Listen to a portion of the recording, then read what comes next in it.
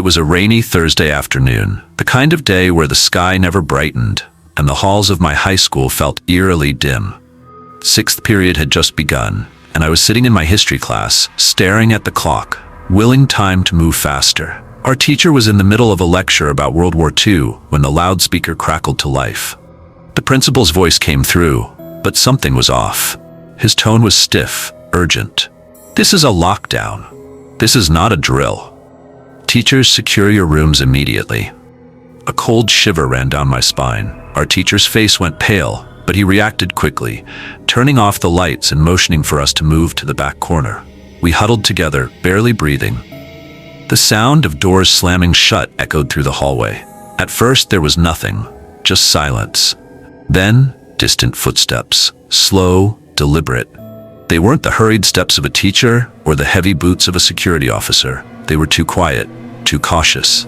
My breathing became shallow as the steps grew louder, closer. A loud thud made us all jump. Someone was banging on the door. The handle rattled, and then a voice. "I know you're in there." It was a man's voice, deep and raspy. He wasn't yelling, he was whispering, dragging out every word like he was savoring them. A girl beside me let out a soft whimper, and the banging grew more intense. "I saw you, running." My stomach turned to ice. This wasn't a lost parent or a confused visitor. This was someone who wanted to be here. The footsteps suddenly moved away from our door down the hall. Then came more banging, on another classroom door, and another. Each time, the same chilling whisper, "I see you." Then nothing. No footsteps, no banging. Just silence stretching on for what felt like forever. After what had to be at least 10 minutes, the loudspeaker crackled again, but this time it wasn't the principal. It was a woman speaking in a low, nervous tone. "To all classrooms, remain locked down. The intruder has not been located." Not located? He was still in the school. The air in the room grew suffocating. Every second dragged like an eternity. I strained to hear anything, footsteps, breathing, anything, but the halls were dead silent.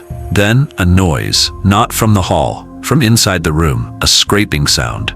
My heart nearly stopped as my eyes darted toward the closet in the back of the classroom. It was cracked open just an inch, but I swore I had seen it closed when we took our positions. Then, movement. The faintest shift in the shadows. Someone was in there with us. I looked at my teacher, but he was focused on the door. No one else seemed to notice.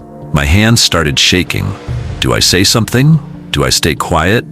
The scraping sound came again. I didn't get the chance to decide. The closet door burst open, and a man lunged out. He was tall, wearing a tattered hoodie, his eyes wild.